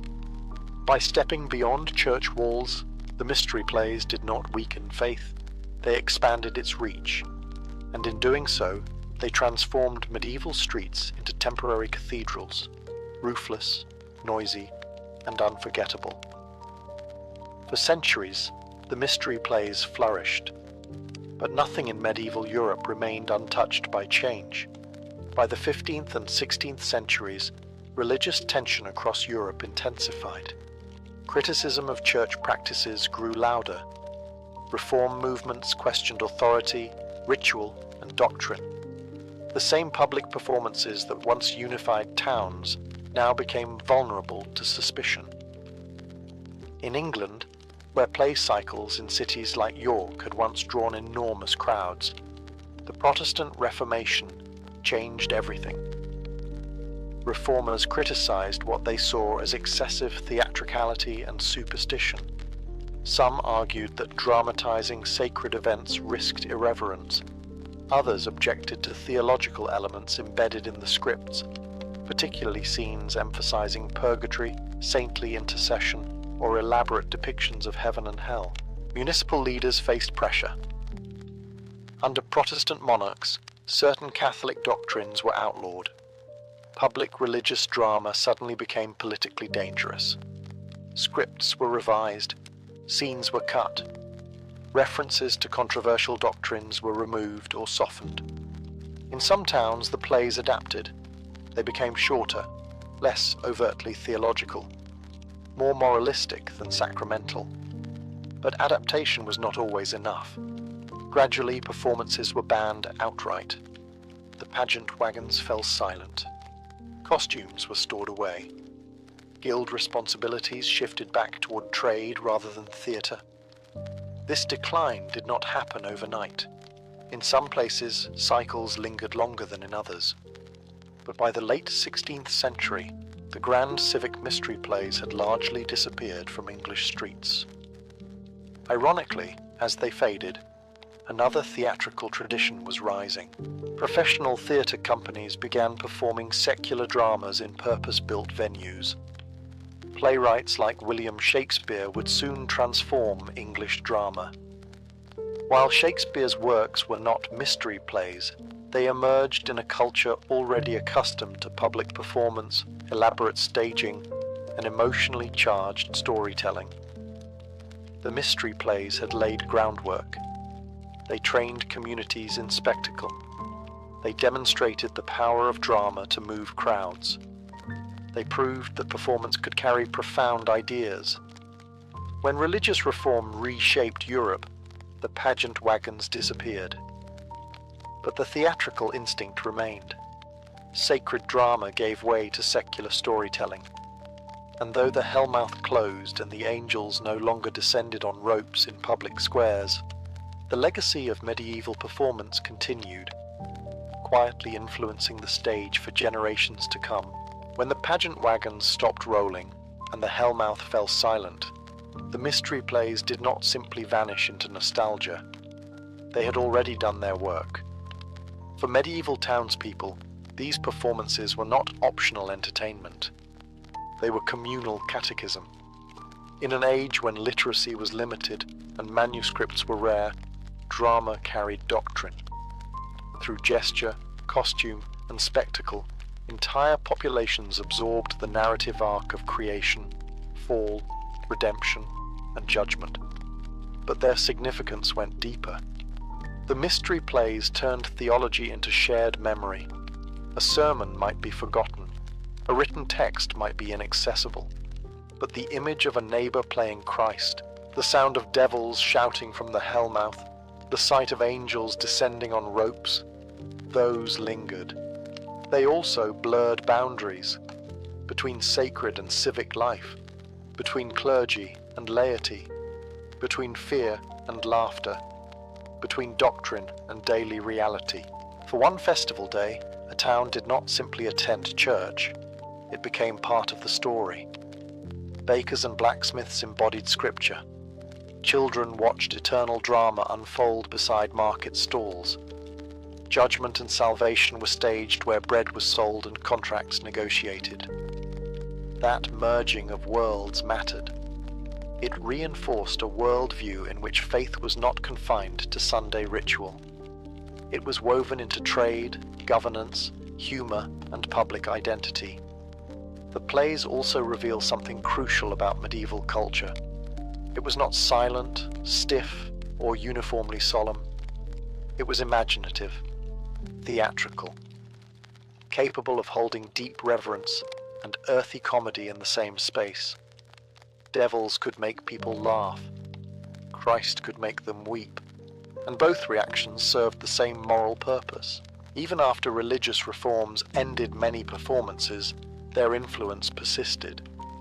Later, European theatre inherited their love of spectacle, strong character types, and moral tension. Public drama as a civic experience did not begin with Renaissance playwrights. It had already thrived in muddy town squares. Today, surviving scripts and records remind us that medieval communities were not passive recipients of doctrine. They actively staged it. They built heaven from timber. They constructed hell from paint and smoke. And for a few vivid hours each year, they transformed ordinary streets into the stage of eternity. That is why the mystery plays still matter, not as relics, but as proof that storytelling has always been one of humanity's most powerful tools for shaping belief, identity, and memory.